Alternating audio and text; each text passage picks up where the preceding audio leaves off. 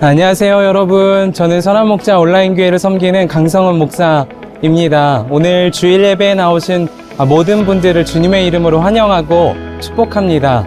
언제 어디서나 온 마음 다해 예배하고 그리고 함께 교제하고 주의 말씀의 훈련을 받기를 원하시는 분들을 우리 선한목자 온라인교회에 초대하고 싶습니다. 30개국에 있는 성도들이 함께 은혜의 공동체로 모여 함께 은혜를 받고 있습니다. 여러분 언제 어디서나 온 마음 다해 예배하는 곳으로 오셔서 함께 주의 은혜를 누리시기를 바랍니다. 오늘도 복된 주일 예배가 드려질 텐데요. 여러분 계신 곳에서 함께 계시는 주님과 또 우리에게 주어진 말씀으로 깊은 은혜를 누리시기를 바랍니다.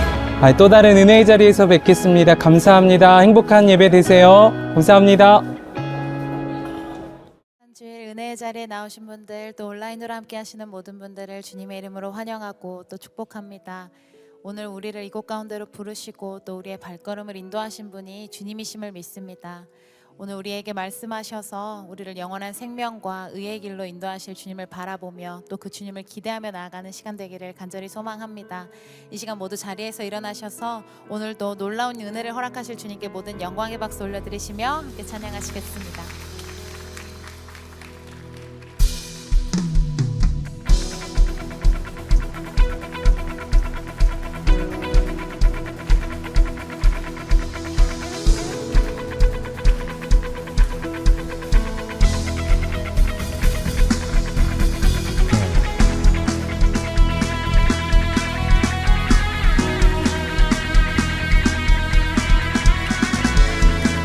따라가는 길이 가장 복된 길임을 믿습니다. 우리 함께 고백합니다. 예수 따라가며 예수 따라가며 복음 순종하며 우리 행할 길 환하겠네. 주를 의지하며 순종하는 자를 주가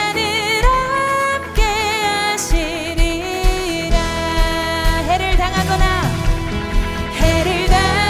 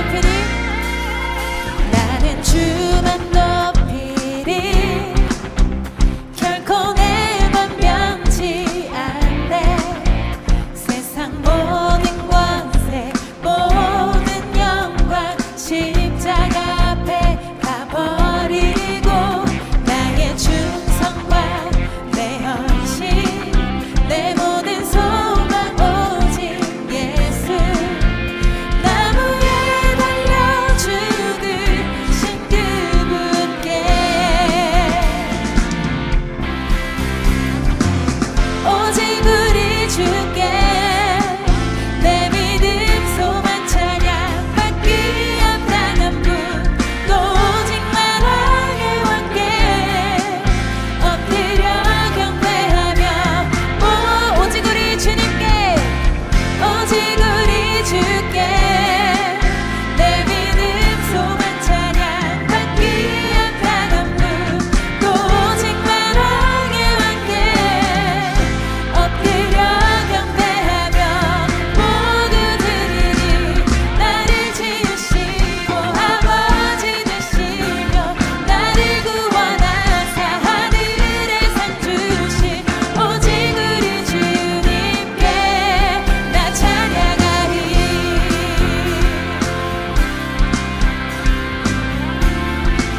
나는 주만 높이리 나는 주만 높이리 결코 내맘 변치 않네 세상 모든 권세 모든 영광 십자가 앞에 다 버리고 나의 충성과 내 헌신 내 모든 소망 오직 예수 나무에 달려 죽으신 그분께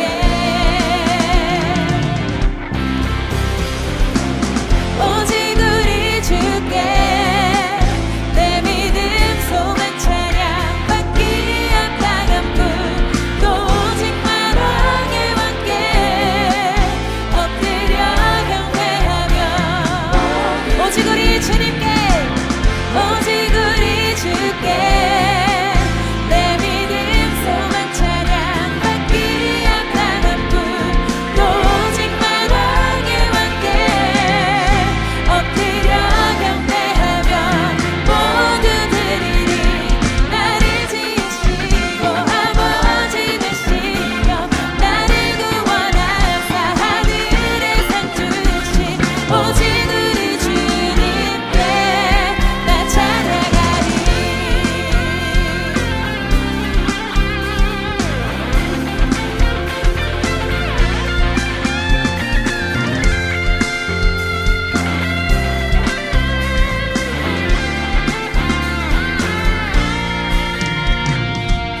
오직 우리 주께 오직 우리 주께 오직 우리 주께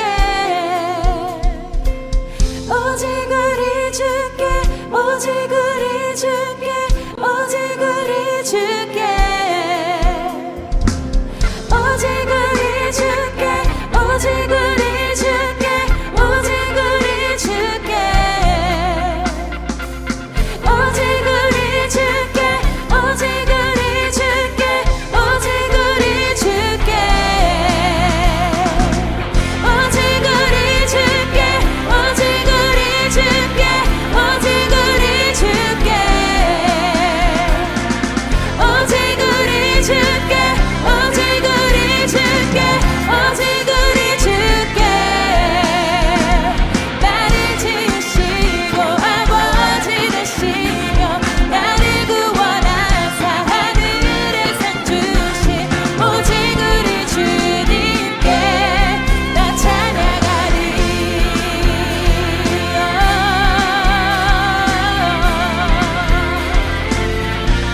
나 찬양하리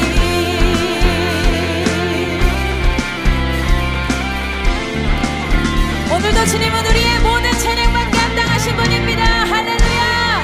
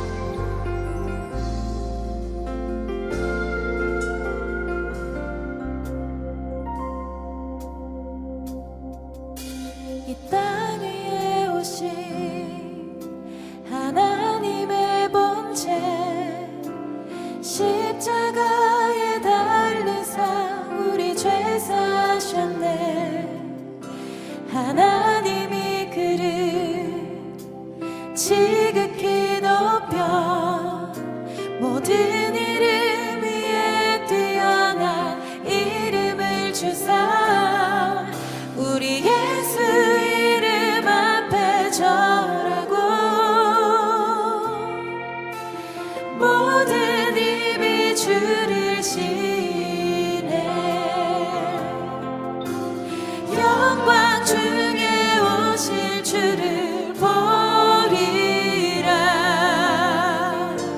선포해 왕께 만세 존귀와 위엄을 찬양해 왕께 만세 주 예수 하나님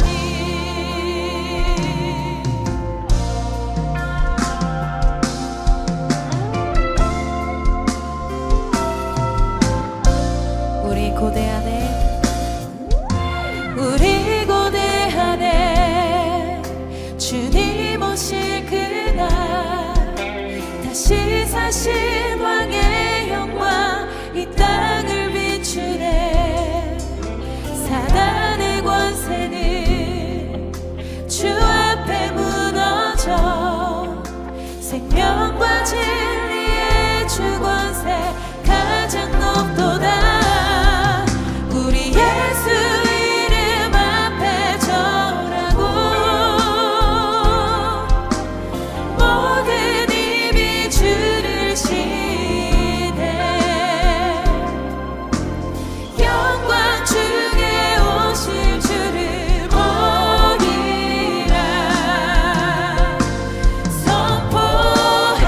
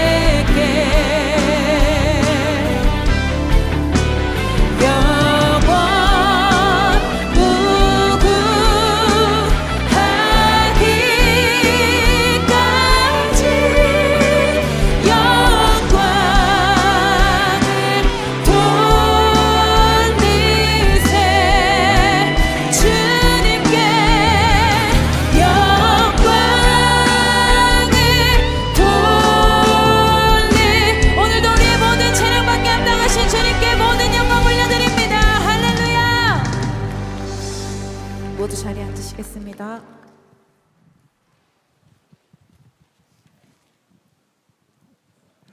사랑과 은혜가 풍성하신 하나님, 거룩한 주일을 맞아 우리들을 주의 전으로 부르시사 주님을 찬양하고 경배하며 예배드리게 하시니 감사를 드립니다. 세상 만물의 주관자 되신 하나님 아버지, 그 은혜로 풍요로운 가을을 또 보내게 하심도 감사합니다. 우리의 눈에 비춰지는 오곡백과처럼 우리의 심령 가운데 믿음의 결실이 풍성히 맺혀지길 원하고 바라고 기도합니다.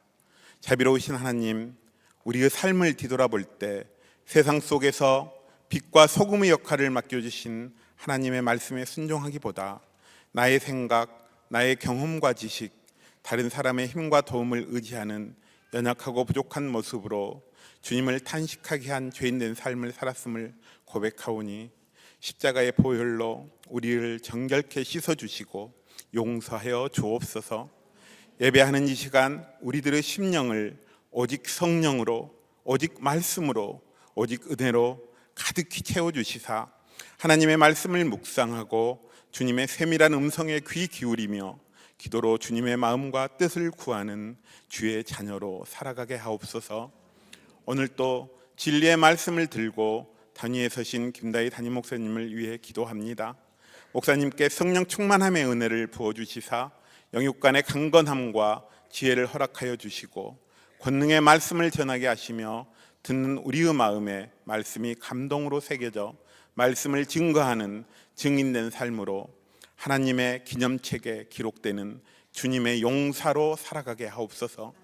주님께 찬양으로 영광 돌리는 더 브릿지 찬양대의 찬양을 기뻐 받아주시고 팀원들의 삶 속에 주님의 향기가 가득하게 하옵소서. 오늘 또 마음을 다하여 예배를 돕는 손길들을 기억하여 주시고 저들의 봉사와 헌신을 통하여 예배가 더욱 주님께 큰 영광을 올려드리며 은혜 넘치는 예배가 되게 하옵소서. 연말이 다가오고 있습니다. 2025년을 은혜와 감사로 마무리하고 2026년을 주님의 마음으로 준비하며 계획할 수 있도록 성령님 도우시고 인도하여 주시며 또한 추운 겨울철 어려운 이웃들에게 주님의 사랑과 복음을 전하는 축복의 통로가 되게 하옵소서. 오늘 또 예배의 주인 되신 주님 홀로 영광 받으시길 원하오며 오늘 또 살아 역사하시는 예수 그리스도의 이름으로 기도드립니다. 아멘.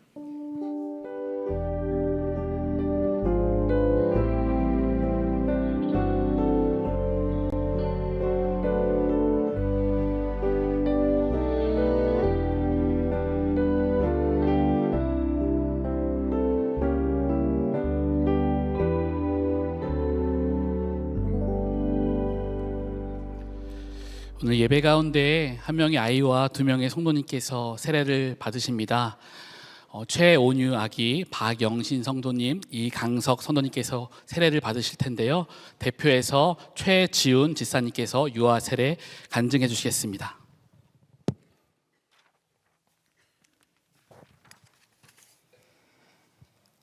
저는 어릴 적 폭력적인 환경과 불안정한 가정 속에서 자랐습니다.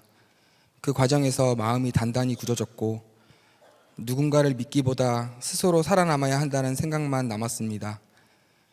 청소년기를 지나며 종교를 멀리하게 되고 미디어로 접한 부정적인 이미지들로 가득해 기독교에 강한 반감을 품고 스스로를 안티크리스천이라 여겼습니다.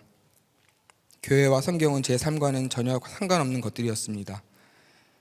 그러던 중 2018년 몸도 마음도 제 인생의 가장 힘든 시기를 지나던 어느 날 퇴근길 집 앞 횡단보도에서 설명할 수 없는 감정이 밀려와 그 자리에서 눈물을 멈출 수 없었습니다.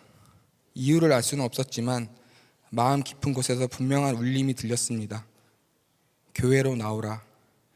그 음성은 명령이 아니라 오래 기다리던 손길처럼 다가왔습니다. 그날 이후 선한 목자 교회의 문을 열었고 처음으로 주님을 인격적으로 만나게 되었습니다. 예수님을 영접한 후 제 안의 분노와 두려움이 녹아내렸습니다.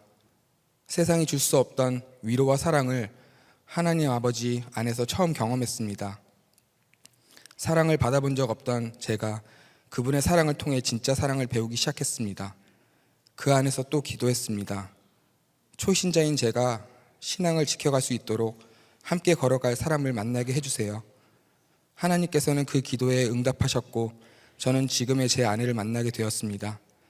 결혼 후 저희 부부는 오랫동안 자녀를 기다렸습니다. 어렵게 임신했다가 유산을 겪고 이후에도 아이가 생기지 않아 결국 입양을 신청했습니다. 그러나 그 당시 사회적 사건들로 조건이 까다로워지면서 마음이 지쳐갔습니다. 그때 하나님께서 제 마음을 낮추셨습니다. 너의 시간이 아닌 나의 때를 기다리라. 그 음성 앞에 모든 조급함을 내려놓았습니다. 그리고 놀랍게도 그 내려놓음의 끝에서 하나님께서는 온유를 가장 좋으신 방법인 자연 임신으로 허락해 주셨습니다. 온유를 품에 안았을 때 감사와 두려움이 함께 찾아왔습니다. 폭력의 기억 속에서 아버지라는 단어가 두려웠던 제가 이제 아빠가 되었다는 사실은 낯설었습니다. 나는 사랑을 받아본 적이 없는데 어떻게 이 아이를 사랑해야 하지? 그러나 하나님께서 제게 보여주신 사랑이 떠올랐습니다. 완전하지 않아도 괜찮다고, 내가 너를 사랑한 것처럼 너도 그 아이를 사랑하라는 마음을 주셨습니다. 그래서 고백합니다. 온유를 통해 주님께서 주신 사랑을 다시 배웁니다. 온유는 저의 소유가 아니라 하나님께서 잠시 맡기신 귀한 생명입니다. 저희 부부는 하나님 앞에서 이 아이를 말씀으로 양육하며 하나님과 이웃을 사랑하는 삶의 본인이 되도록 기도하겠습니다. 세상의 가치보다 말씀의 진리를 붙들며 교회를 사랑하는 마음을 심어주겠습니다. 오늘 유아 세례를 통해 다시 고백합니다. 주님은 저의 가정의 주인이시며 온유의 삶도 주님의 손 안에 있습니다. 부족한 부모이지만 하나님의 사랑 안에서 아버지와 어머니로서의 삶을 배워가며 주님의 은혜를 기억하며 살아가겠습니다. 감사합니다. 주님 사랑합니다.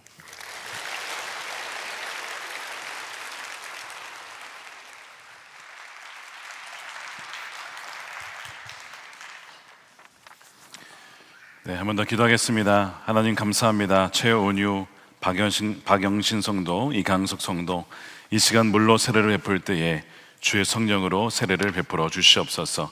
저의 입술로 주님을 찬양하며 의지하기로 결단하였사오니 주님께서 선하심과 인자하심으로 평생토록 이들의 삶 가운데 함께하여 주시며 하나님과 동행하며 예수님의 성품을 담고 또한 성령을 따라 행하는 하나님의 진정한 그리스도인으로 이 땅을 빛되게 살아갈 수 있도록 인도하여 주시옵소서. 축복하며 예수님의 이름으로 기도드립니다. 아멘. 우리 최온유부터 세례하겠습니다. 최온유, 내가 성부와 성자와 성령의 이름으로 세례를 주노라. 아멘.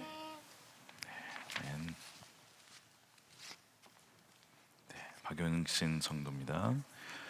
박영신, 내가 성부와 성자와 성령의 이름으로 세례를 주노라. 아멘. 이강석 성도. 이강석, 내가 성부와 성자와 성령의 이름으로 세례를 주노라. 아멘. 네, 우리 잠시 우리 앞에 서시겠습니다. 이쪽으로 오시고요. 네, 한 분씩 오십시오. 네. 우리 앞에 서시고, 네, 오늘 세례를 받고 하나님 나라의 백성이 된 우리 세 분 인사하실 때 박수로 축복해 주시기 바랍니다.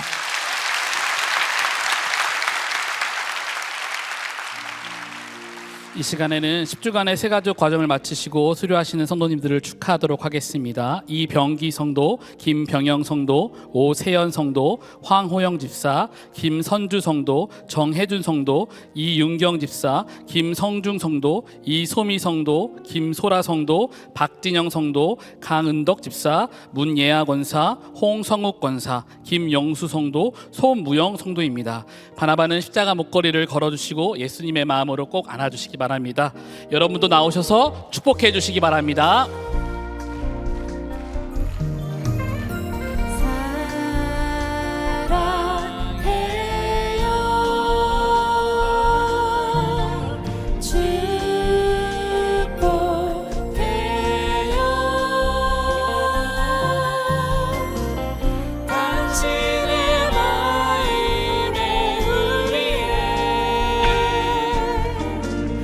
사랑을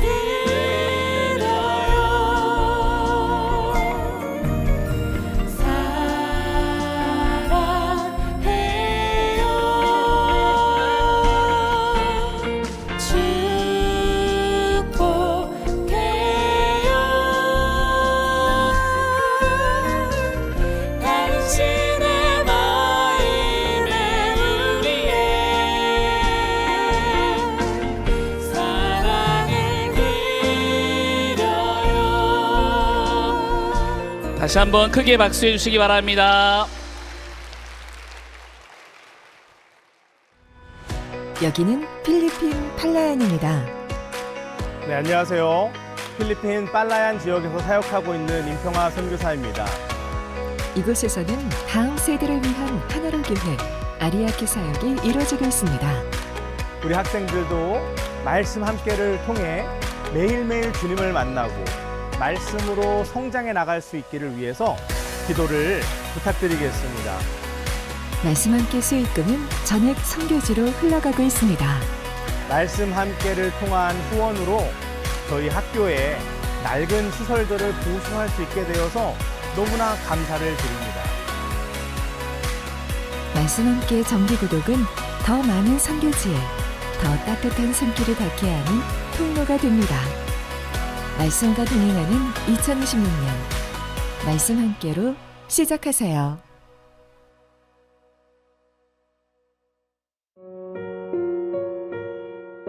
전기장판이 없어서 너무 추웠어요. 작년에 선물 보내주신 덕분에 따뜻하게 보내고 있어요. 고맙습니다. 곧 새학기인데 가방이 낡아서 걱정했어요. 친구들이 놀리진 않을까. 다행히 제가 원하는 가방을 받았어요. 저희는 유행에 민감하잖아요.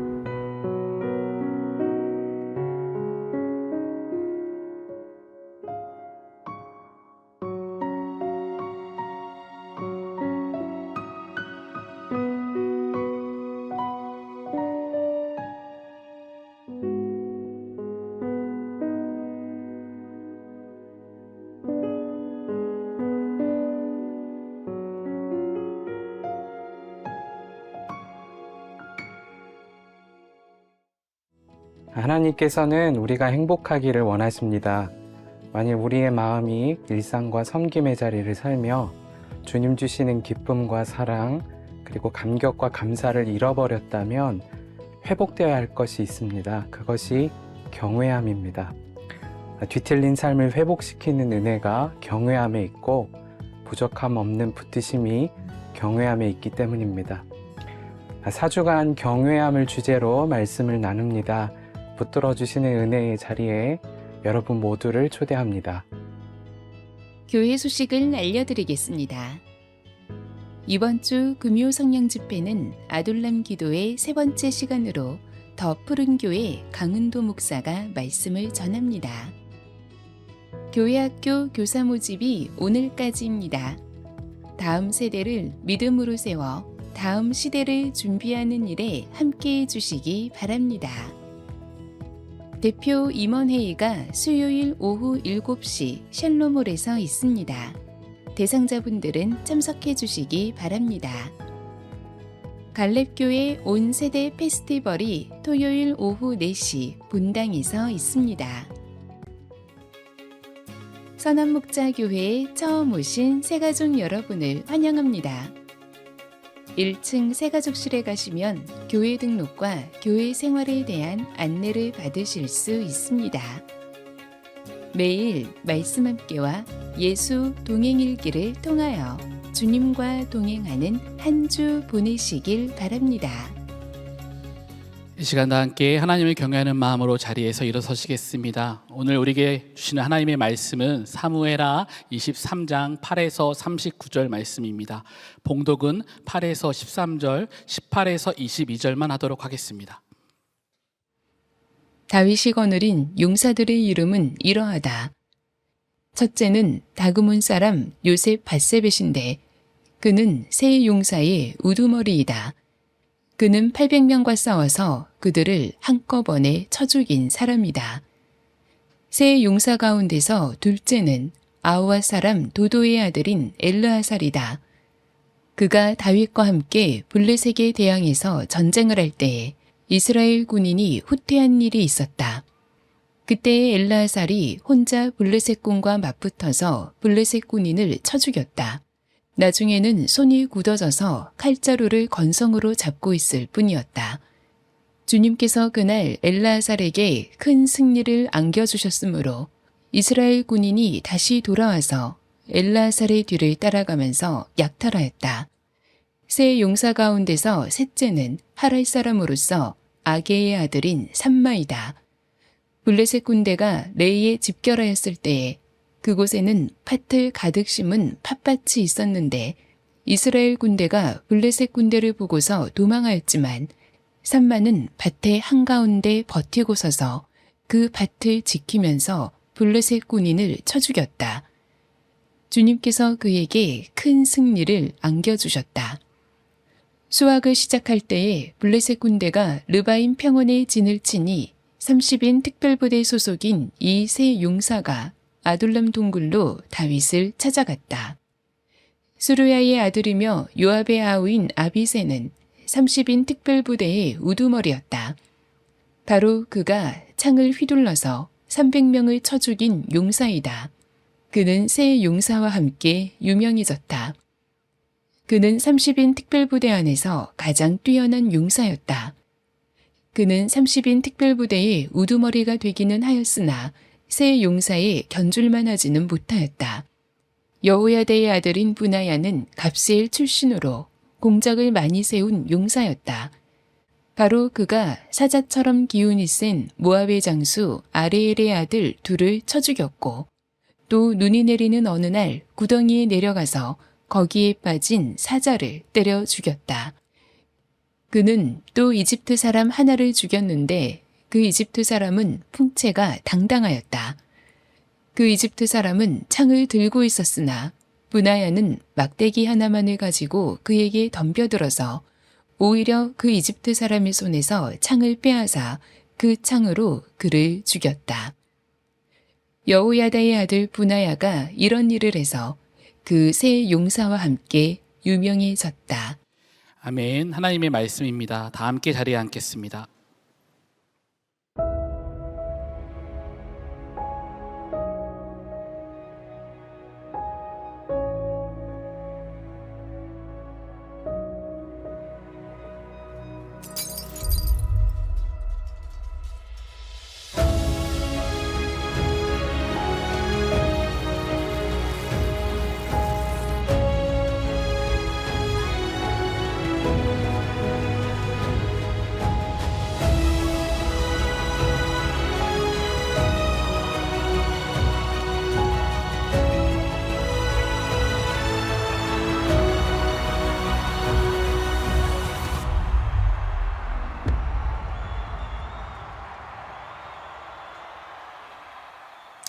네, 한 주간 잘 지내셨습니까? 우리 사부 예배 오신 여러분들 또 온라인으로 참여하신 모든 분들에게 하나님의 기쁨과 평강이 항상 넘치시기를 축복합니다.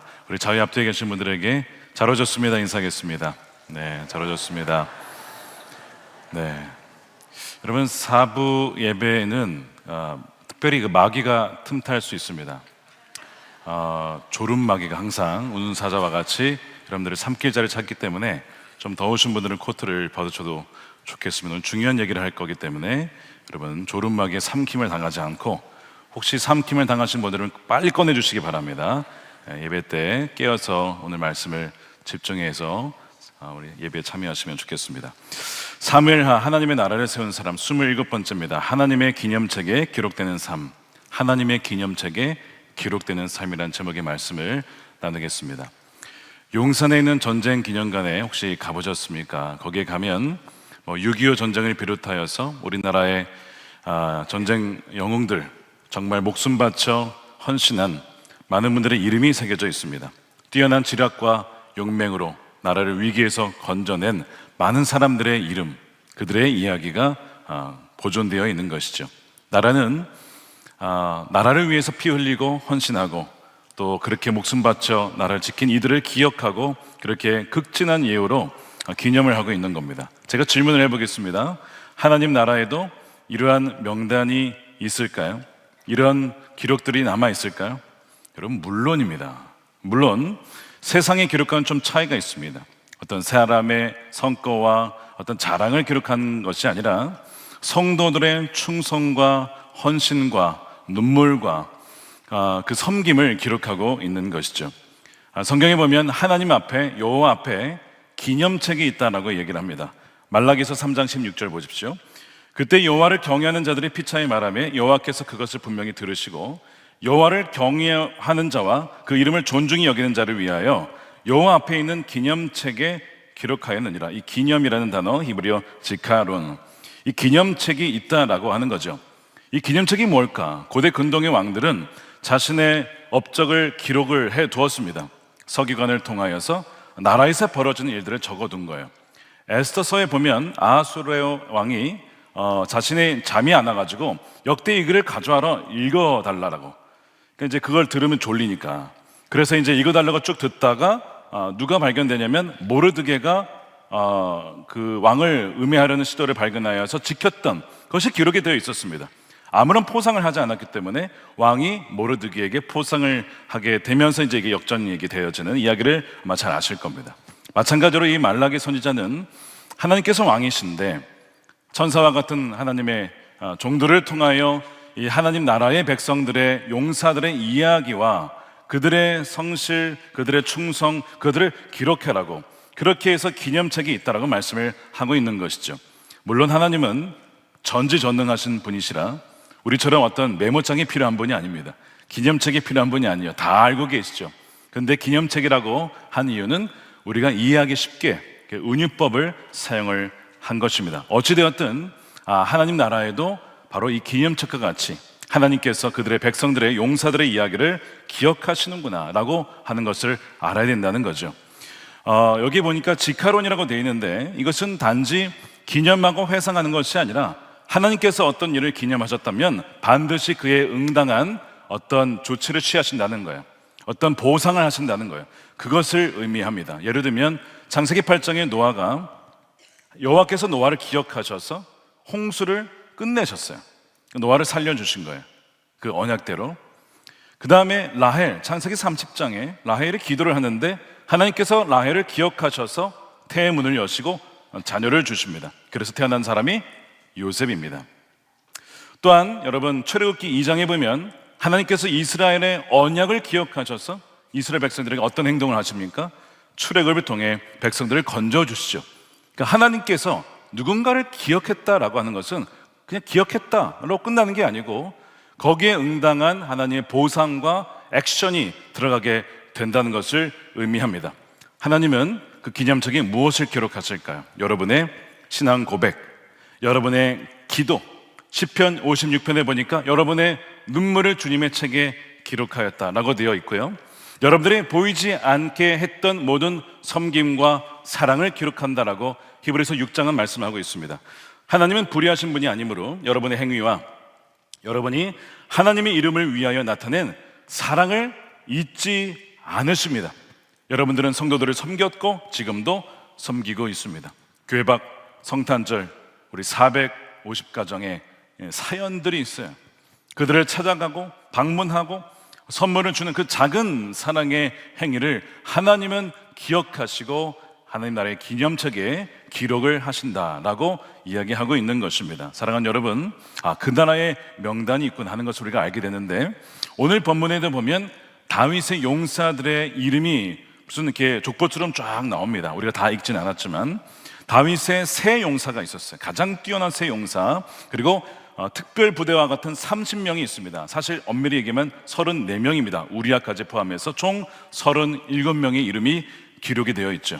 하나님께서는 다윗의 행적만 기억한 것이 아니라 다윗과 함께 하나님의 나라를 세워나갔던 백성들과 용사들의 이름과 행적까지도 기억을 하셨다는 것입니다. 이 명단을 보면 우리도 그 나라의 명단에 기록이 되어지고 하나님의 은혜로 섬길 수 있었던 그 많은 일들에 대한 역사가 기록이 된다는 것을 기대할 수가 있게 될 것입니다. 여기 보게 되어지면 우리는 오늘 많은 인물을 다 다룰 수는 없고 4명의 핵심적인 인물을 좀 다루려고 하는데 이들은 각기 다른 무기와 장소와 또한 다른 방식으로 싸웠습니다. 이걸 보면 저와 여러분이 감당해야 될 영적 전쟁의 종류가 무엇인지 어떻게 싸워야 하는지를 잘 알 수 있게 될 것입니다. 첫 번째 인물은 누구냐면 아디노, 요셉, 바세벳인데 불가능을 뚫는 권능의 창입니다.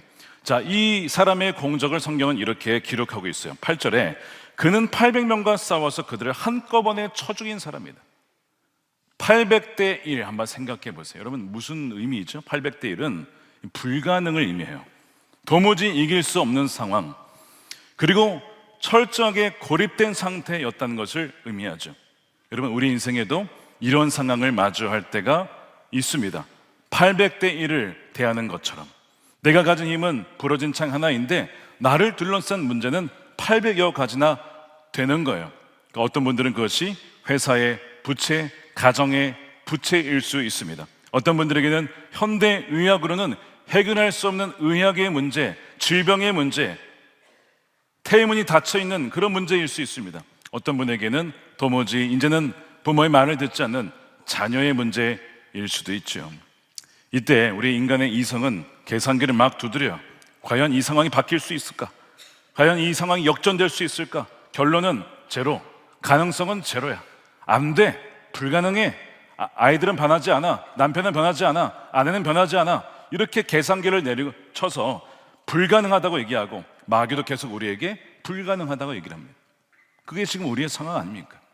여러분들이 바로 이 아디노와 같이, 요셉 바스백과 같이 불가능의 상황 속에 계신 분들이 분명히 있으실 거예요. 자, 그런데 어떻게 이 아디노가 800대 1의 상황에서 이길 수 있었을까? 어떻게 웨이트 트레이닝을 하면 이길 수 있을까? 여러분, 절대로 근육이 세거나 힘이 세서 이긴 게 아니었죠. 전적인 하나님의 도우심과 기도의 역사였습니다. 현대 역사 속에 이 아디노의 기도의 창과 같은 역사가 여러 차례 있었는데, 하나 예를 든다면 1989년에 동독에 라이프치히의 성 니콜라이 교회 성도들이 기억이 납니다. 당시 동독 공산주의 정권과 비밀경찰 슈타지는 거대한 이 800명의 적과 같았습니다. 자, 공산주의 정권, 총과 탱크와 막강한 권력을 가지고 있었습니다. 무너지리라 아무도 예상하지 못했죠. 그래서 니콜라이 교회 성도들이 몇 명이, 소수가 뭘 했느냐? 매주 월요일마다 촛불을 들고 기도회를 가졌습니다. 거기에서 조용히 총을 쓰지 않고 기도로 이 나라를 위하여서, 통일을 위하여서 기도를 했던 거예요. 사람들이 다 조롱했습니다. 기도한다고 나라가 바뀌나? 기도한다고 통일이 되나? 얼마나 많은 사람들이 조롱했는지 모릅니다. 쓸데없는 짓 한다, 이랬다는 거예요. 여러분, 우린 결과를 알고 있습니다.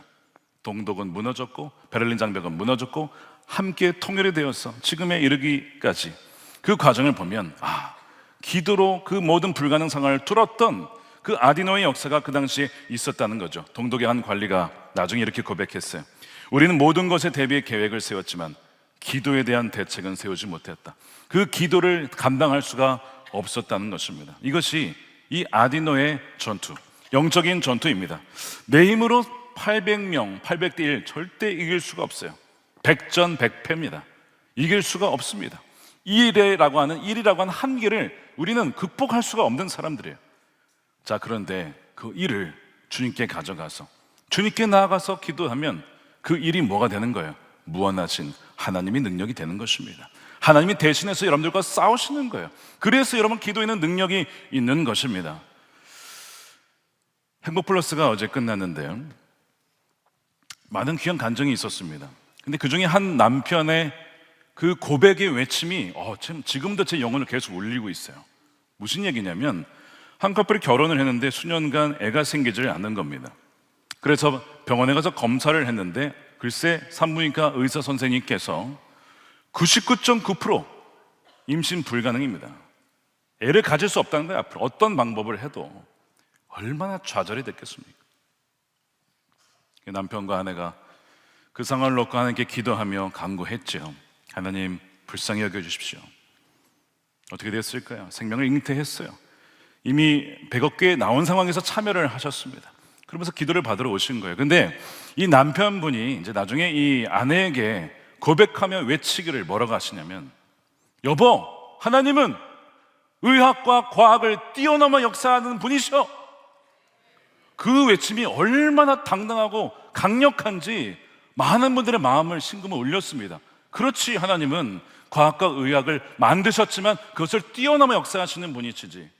우리가 얼마나 불가능의 상황 속에서, 야, 이건 불가능해, 안 돼, 얼마나 그 자신이 그 자리에서 포기하는지 모릅니다. 여러분, 지금 여러분도 이 800대 1과 같은 상황 속에 에워싸여 있지는 않으십니까? 도무지 길이 안 보이십니까? 그때 여러분 기도에 이 아디노의 창을 들 때입니다. 계산기를 내려놓으십시오. 그리고 무릎을 꿇으십시오. 내 힘이 아니라 위로부터 부어지는 하나님의 권능을 힘입어서 불가능한 현실 속에 한복판으로 뛰어드는 것, 바로 이러한 거룩한 믿음의 도전이 하나님의 기념책에 반드시 기록될 것입니다. 우리 두 번째 인물은 엘르아살입니다. 홀로 남겨진 자의 손과 하나 된 칼인데요, 이 엘르아살의 전장도 굉장히 비장하죠. 9절에 보니까 세 용사 가운데 둘째는 아와 사람 도도의 아들인 엘르아살이다. 그가 다윗과 함께 블레셋에게 대항하여 전쟁할 때에 이스라엘 군이 후퇴한 일이 있었다. 아니, 왕이 있는데 왜 후퇴를 합니까? 왜 물러납니까? 두려우니까 물러나는 거예요. 블레셋 군대의 칼이 당시에 철기 문명의 칼을 갖고 있었고 이스라엘은 청동기 문명입니다. 게임이 안 되죠. 그러니까 두려움이 어떤 전염병으로 확 퍼졌어요. 사람들이 막 도망을 가기 시작합니다. 근데 왕이 있는데 왜 도망을 가요? 끝까지 엘르아살이 왕의 곁을 지키게 되는데, 여러분 이것이 뭘 보여주냐면 오늘날 예수 그리스도가 살아계심에도 불구하고 진리를 저버리고 말씀을 저버리는 배교의 시대를 보여주는 장면입니다. 많은 사람들이 말세가 되면 자기를 사랑하고 돈을 사랑하고 주님을 떠나게 된다는 거예요. 그걸 보여주고 있어요. 배교의 시대가 있다는 것입니다. 세상의 거대한 흐름 앞에 진리가 조롱받고 성경대로 사는 미련한 사람이 아직도 있구나라고 그렇게 우스개 대상이 되어지는 이 크리스천들이 많이 있어요. 그렇다 보니까 교회 안에서조차 지혜롭게 하자라는 명목하에 말씀을 타협하는 많은 사람들이 늘어나고 있습니다. 정말 이 말씀 붙잡고 주의 말씀대로 사업하고 운영하고 살아가는 이들이 찾아보기 어려운 시대예요. 주님께서 다시 오실 때 믿음을 보겠느냐라고 하셨거든요. 믿음을 가진 자를 찾아보기가 어렵다는 얘기입니다. 왜요? 좁은 길을 가는 사람은 소수기 때문에. 엘리야 시대 때 엘리야가 오죽했으면 하나님 저 혼자만 남았습니다. 엘리야는 자기 혼자 남았다고 느꼈어요. 물론 하나님께서 바알에 무릎 꿇지 않은 7,000명을 남겨두셨죠. 근데 엘리야가 느끼긴 그렇단 말입니다. 이 엘르아살도 그런 상황이었어요. 다 도망을 갈 때에 이 엘르아살이 그 자리를 지켜서 칼을 쥐고 혼자서 싸우는 거야. 자, 그런데 성경은 그가 얼마나 처절하게 싸웠는지 기가 막힌 표현을 씁니다. 개정판 10절에 보니까 그가 혼자 나가서 손이 피곤하여 그의 손이 칼이 붓기까지 블레셋 사람을 치니라. 그날에 여호와께서 크게 이기게 하셨으므로 여호와께서 크게 승리를 주셨어요. 자, 근데 보니까 칼과 손이 들러붙었대요. 하도 이걸 쥐고 있어가지고 나중에 이제 손이 근육이 경직이 된 거죠. 그런 것도 있고 많은 피로 말미암아 이제 굳어버리는 거예요. 자, 그런데 이 칼이 뭘 의미할까요? 칼은 성령의 말씀의 검입니다. 말씀의 검을 붙잡고 끝까지 말씀을 붙잡는 그 사람, 그것이 엘르아살을 상징합니다. 그런데 여러분 보십시오. 우리가 말씀을 이렇게 읽고 묵상하고 말씀 한 개를 통해서 오늘 나에게 주신 말씀을 붙잡죠. 그게 이제 말씀의 검을 잡는 거예요. 자, 그런데 여러분 말씀의 검을 처음에 우리가 잡지만 나중에는요 말씀이 우리를 사로잡게 됩니다. 말씀이 우리를 붙잡게 해줍니다. 말씀이 우리를 지탱합니다. 그것을 경험하는 여러분 되시길 축복합니다. 내가 말씀을 읽고 내가 말씀을 택한 줄 알았더니 아니에요. 나중엔 말씀이신 주님이 우리를 붙잡아 주시는 거예요. 말씀 때문에 우리가 살아나게 되는 것입니다. 이것이 지금 엘르아살의 칼과 손이 하나가 되었다는 것이죠. 나중에는 말씀을 읽는 게 아니라 나중에는 말씀의 사람이 돼요. 나중에는 예수님의 사람이 돼요. 예수님의 성품이 우리의 성품이 되는 것입니다. 그래야 변화되어지는 이것이 이 엘르아살의 모습이죠. 마귀가 공격해 와도 성령의 말씀의 검으로 물리치는 이 영적 전쟁의 최전선에서 승리하는 이 엘르아살의 모습, 이것이 저와 여러분의 모습이 되기를 축복합니다. 4세기 기독교의 역사를 보게 되어지면 참으로 위험한 순간이 있었어요. 아리우스라고 하는 이단이 있었습니다. 어떤 이단이냐면 예수님 안에 신성과 인성이 있는 게 아니라 인성만 있다. 즉 이 하나님이 아니라는 겁니다. 그래서 피조물이라는 거예요. 지음받은 존재라는 거예요. 이미 그 당시에 니케아 신조라고 해서 인성과 신성을 이미 확정하고 예수님은 주요 그리스도요 하나님이시라는 걸 확정을 해놓은 상황이었는데 이 아리우스 이단이 등장해서 많은 사람들을 속였습니다. 많은 사람들이 넘어가기 시작했어요. 심지어 왕도 넘어갑니다. 이때에 그런 흐름 속에 막아선 사람이 누구냐? 아타나시우스입니다. 당시 젊은 사람이었어요. 그가 얘기하기를 예수님이 하나님이 아니시라면 그분의 죽음은 우리를 구원할 수 없다. 예수님이 우리의 구원자이시고 그분은 하나님이시다 라고 외치는 거예요. 이것 때문에 5번이나 추방당하고 17년간 이 도망자의 신세로 살아야 했는데 끝까지 이 진리의 칼을 놓지 않고 외쳤어요. 결국에는 누가 승리했습니까? 아리우스는 이단으로 정죄가 되어지고 아타나시우스가 승리하여 우리가 지금 고백하는 신앙 고백, 우리가 사도신경뿐만 아니라 이 니케아 신조의 신경도 우리가 고백하는 것인데 그것을 지키게 되어서 예수님을 나의 주여 나의 하나님이라고 고백할 수가 있게 된 것입니다. 오늘날에 하나님께서는 많은 사람을 찾는 것이 아니라 끝까지 진리의 말씀, 그 말씀을 붙잡는 그 한 사람을 지금도 찾고 있는 거예요. 오늘날의 엘레아살이 된다는 것은 무엇일까요?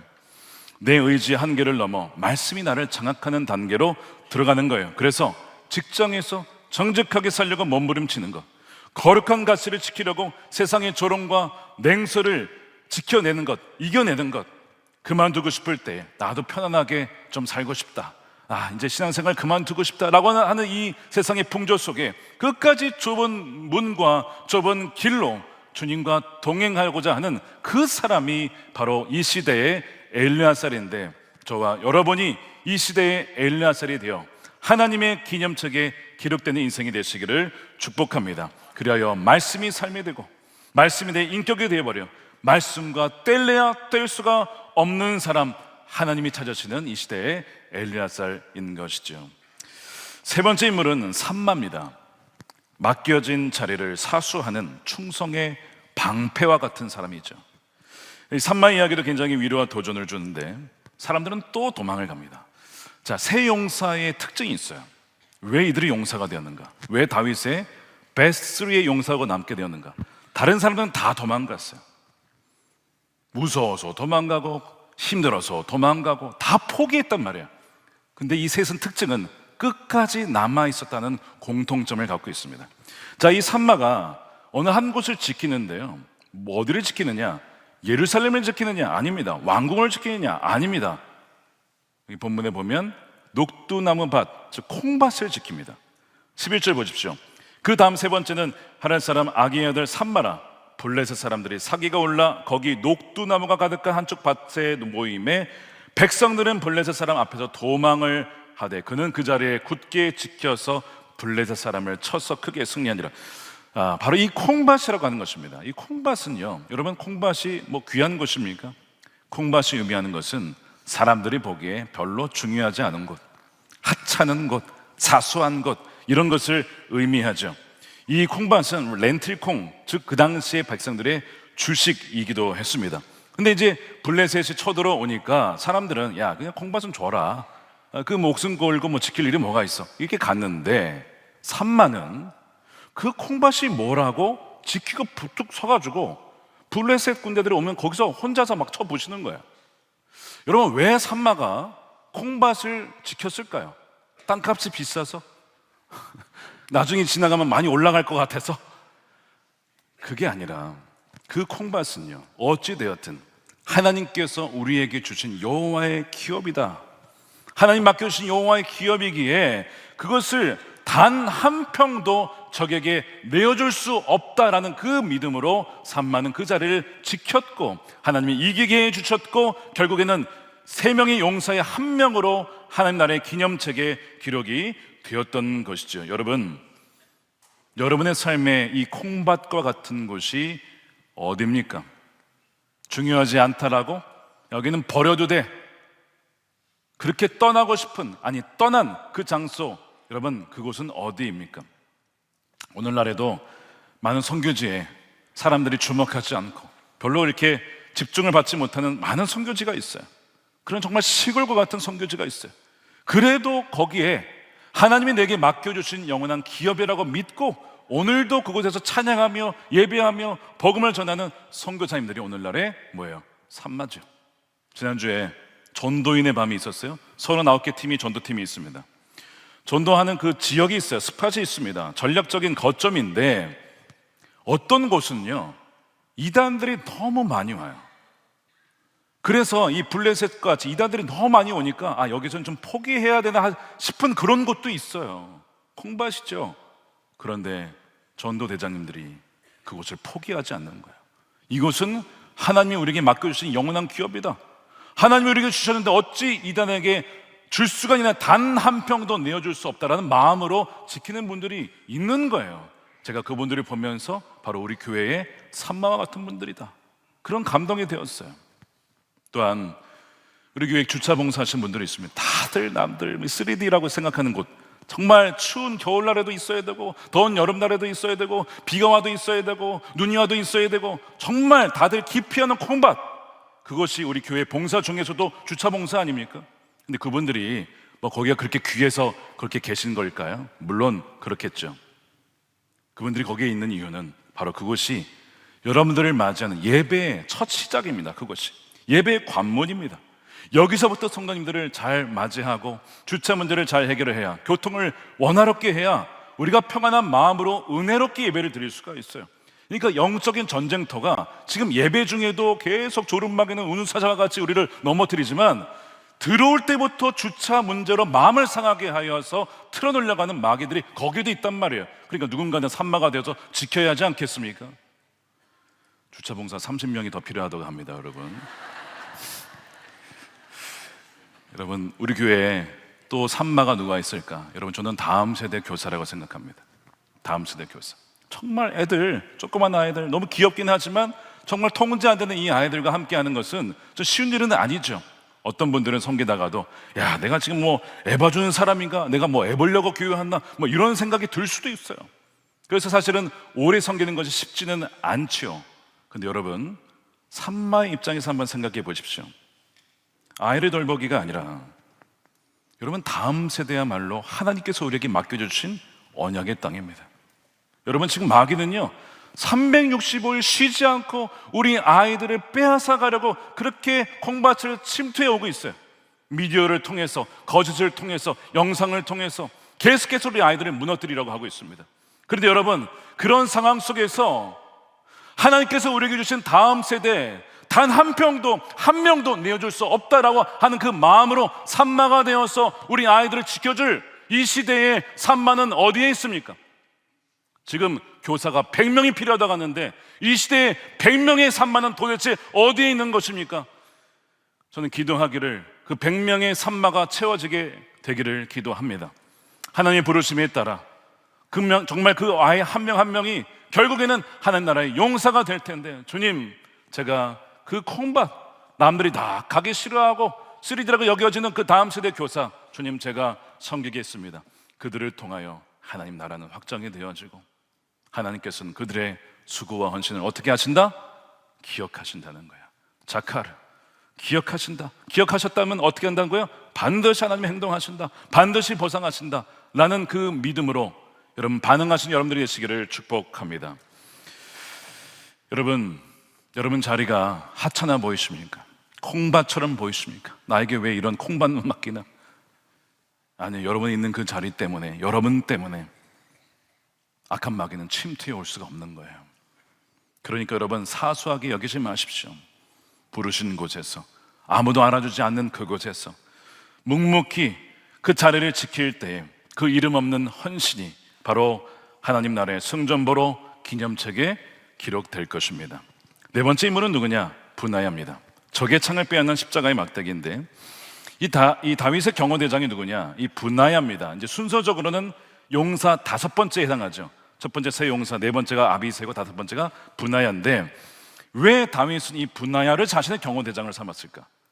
1순위도 있고 2순위도 있는데 이 분하야를 자기의 경호대장으로 삼습니다. 왜냐? 가장 다윗과 닮은 사람입니다. 이 분하야는요 좀 독특한 전쟁 기록을 갖고 있는데, 예를 들면 사자를 때려 죽였다거나, 또 이 애굽 사람과 전투에서 이 거인입니다. 2.3m에 그 사람이 이제 창을 들고 등장했는데, 이 분하야는 막대기 들고 덤벼듭니다. 약간 무모한 사람이죠. 그런데 오늘 본문에 보니까 이기죠.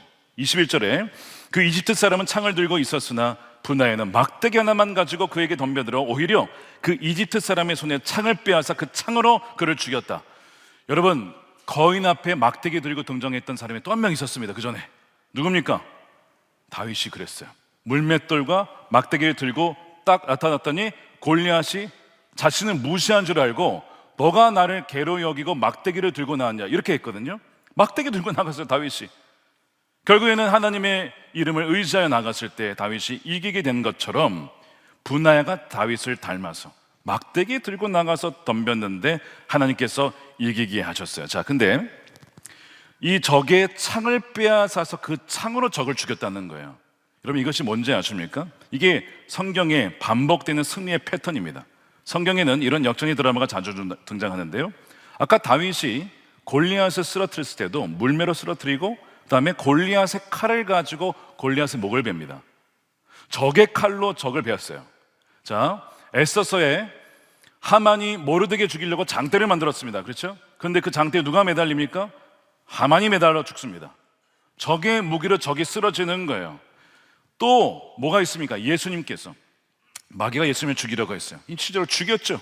죽음이라고 하는 창을 던졌는데 예수님은 그 죽음의 창을 죽음으로 받으셔서 오히려 부활하셔서 오히려 마귀의 그 죽음을 죽음으로 사망을 사망시켜버린 놀라운 사건이 십자가의 부활 사건 아닙니까?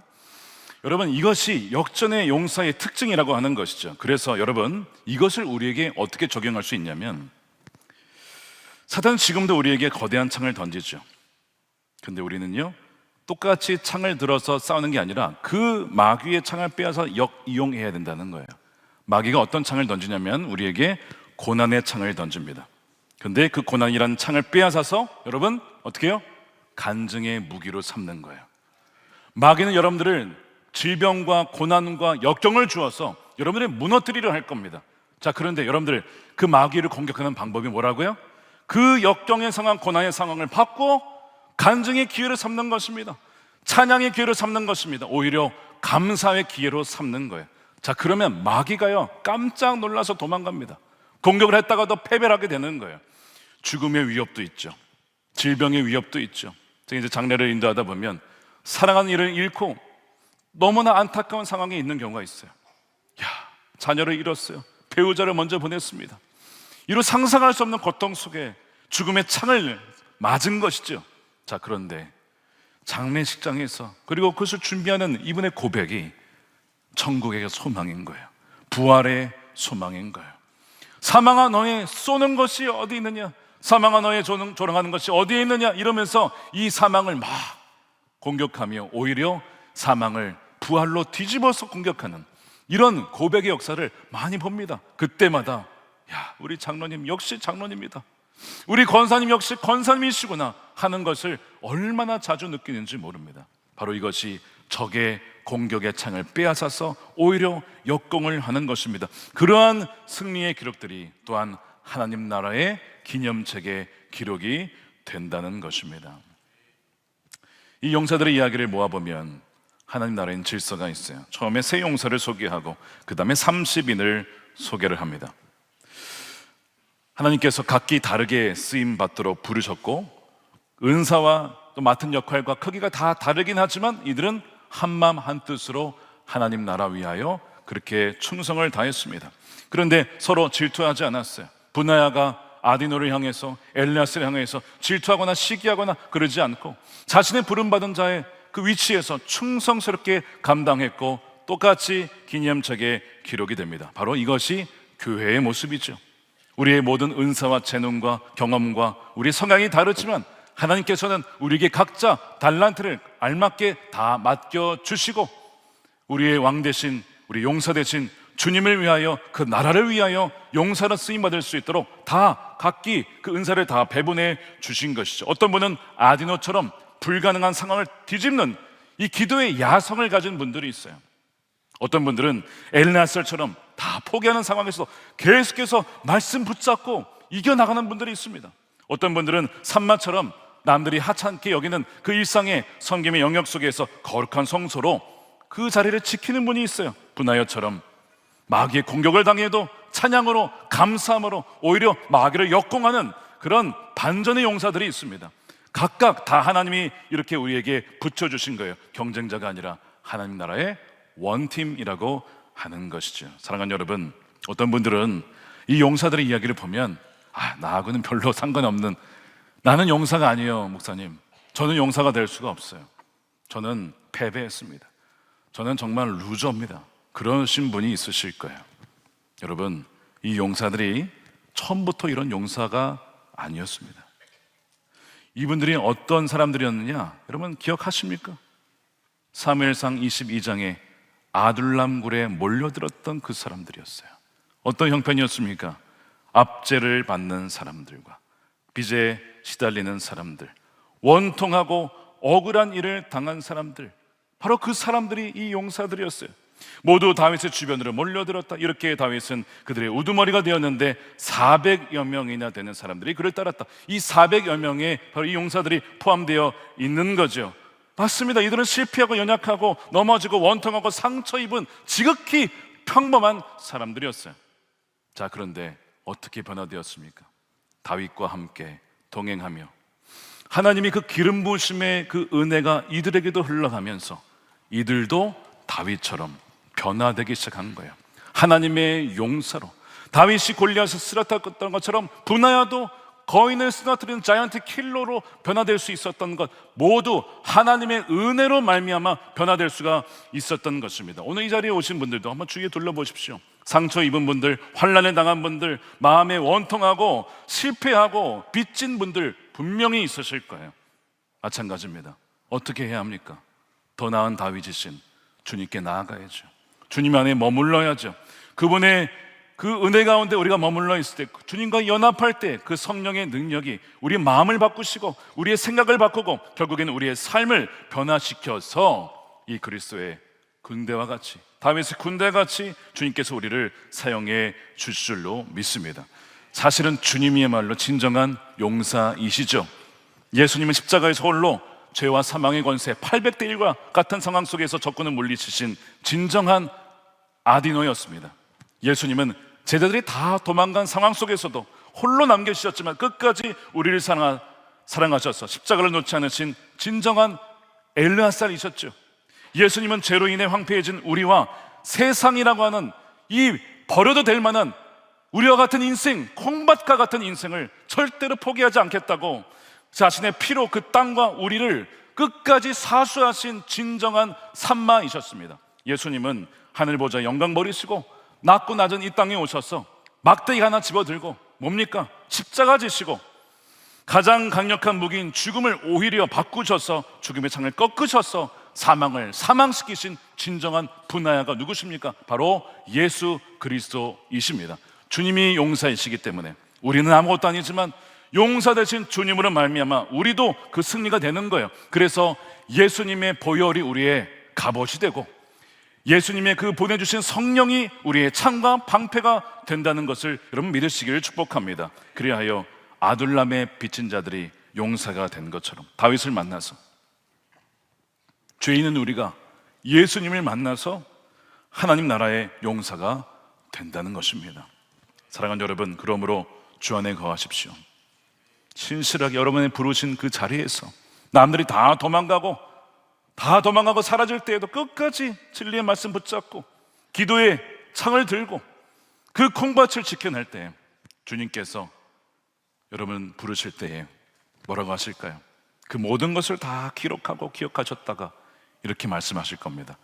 착하고 충성된 나의 종들아, 참으로 잘하였다.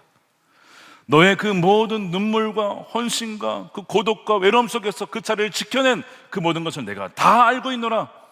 주인의 즐거움에 참여할지어다.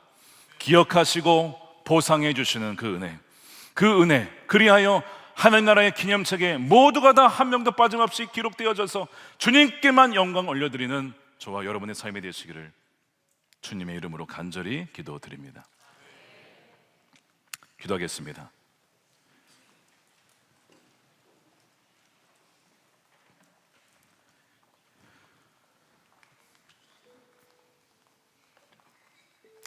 마치 이곳이 아둘람 굴 같습니다. 세상에서 실패하셨습니까?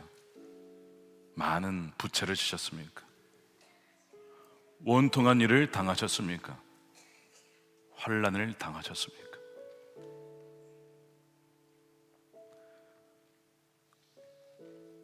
그들의 유일한 소망은 다윗이었습니다.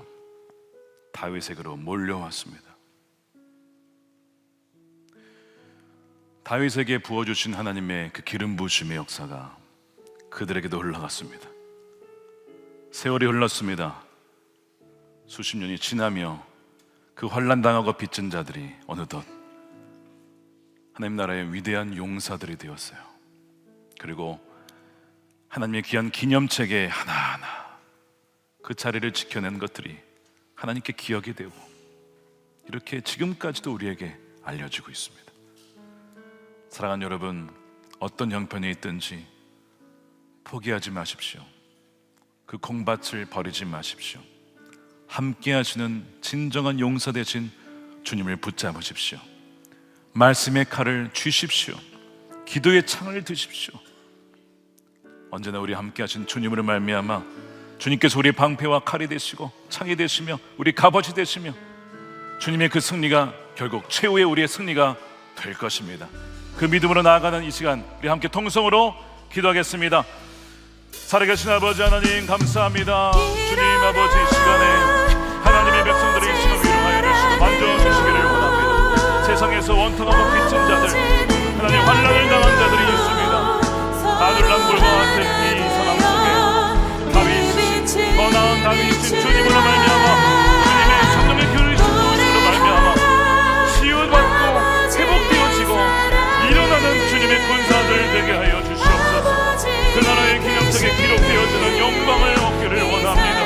주님 생명책만이 아니라 주님의 그 기념책에 기록되어 하나님의 나라와 영광을 더욱더 올려드리며 이 세상에서 부름받은 바 끝까지 사명을 감당하여 정치, 경제, 사회, 문화, 교육, 음악, 과학, 의학 모든 영역 속에 하나님의 말씀을 드러낼 수 있는 자녀들 될 수 있도록 주님 역사하여 주시옵소서.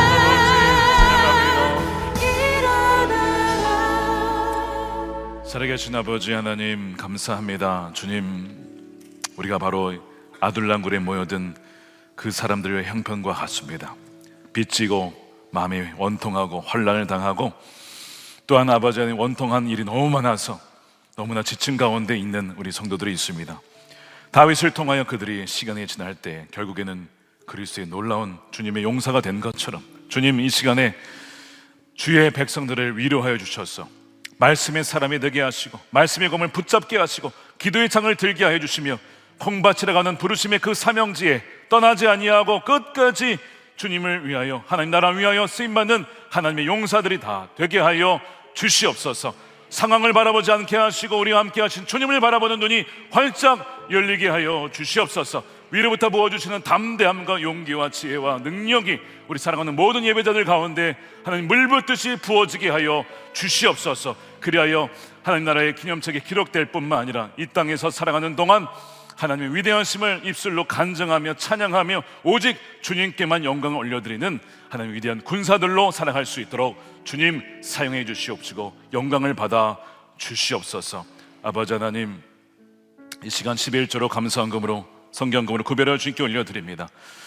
하나님 믿음으로 드린 손길을 기억하여 주시고 30배, 60배, 100배 귀한 결실로 갚아주시며 또 하나님 나라가 확장되어지는 예물이 되게 하여 주시옵소서. 기업에 참으로 어려운 형편에 있는 많은 분들이 있습니다. 또 자영업자분들이 많은 힘든 가운데 있습니다. 주여 저들의 기업을 긍휼히 여겨주시고 지켜보호하여 주셔서 하나님 이 위기의 시대에 더 오히려 기도의 자리로 나아가며 말씀의 자리로 나아가 하나님 역전하게 하시는 하나님의 놀라운 은혜를 누리는 우리 모든 성도들이 되게 하여 주시옵소서.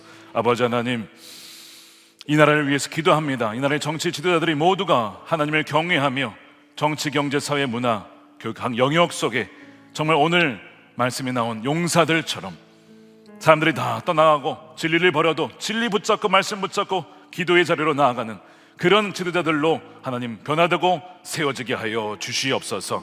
그리하여 이 나라가 주님을 경외하는 나라, 남과 북의 복음으로 통일되는 그 나라가 속히 되게 하여 주시옵소서. 북한에 잡혀있는 김국기, 김정은 목사님, 찬충기 선교사님 또한 백성들을 풀어주셔서 주여 함께 그 예배하는 날이 속히 오게 하여 주옵소서. 지금도 공박과 같은 그 선교지에서 끝까지 예배하며 선교지를 지키는 우리 산마와 같은 선교사님들을 기억하여 주시고, 우리도 아버지 기도하며 중보하며 함께 그 나라를 세워나갈 때 주의 오시기를 예비하는 우리 백성들 다 되어서 주님이 오시는 그날 착하고 충성된 종아 참으로 잘하였도다 그렇게 인정하시며 받아주시는 그 놀라운 은혜를 한 사람도 빠짐없이 우리 모두가 누릴 수 있도록 주님 역사하여 주옵소서. 예수님의 존귀하신 이름으로 축복하며 기도드립니다. 아멘. 다 같이 준비하신 예물을 드리며 교회여 일어나라 함께 찬양하겠습니다.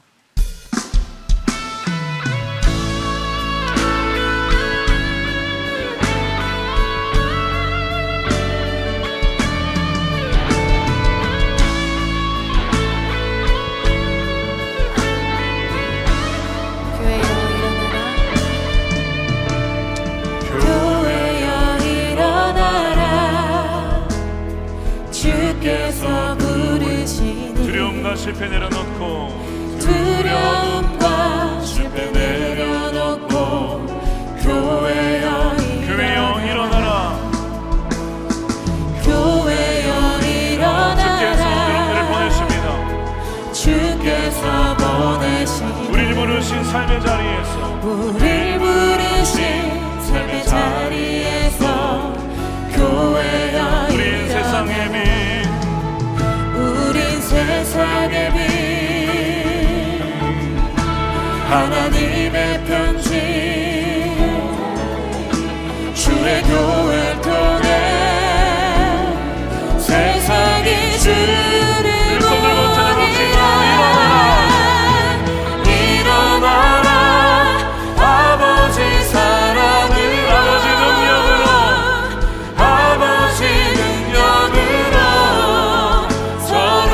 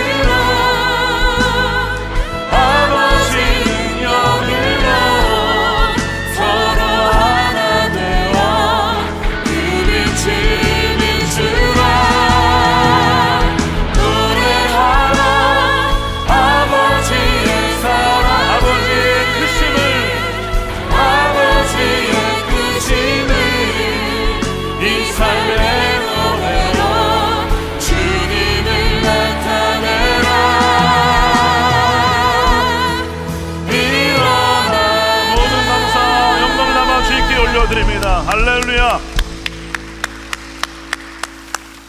축도하겠습니다. 우리의 영원한 왕 되시며 진정한 우리의 용사 되신 예수 그리스도의 크신 은혜와 아버지 하나님의 풍성하신 사랑하심과 성령님의 감화감동 교통 내주하심이 말씀을 붙들고 기도의 창을 들고 공박과 같은 부르심의 삶의 자리에서 주님과 함께 하나님의 기념되어지는 그 책에 기록되는 삶을 사모하며 나아가는 사랑하는 우리 모든 선한 목자교회, 저들의 가정과 자녀들과 주의 몸된 교회와 다음 세대와 조국 대한민국과 또한 열방 가운데 영원히 함께 하시기를 간절히 축원하옵나이다. 아멘.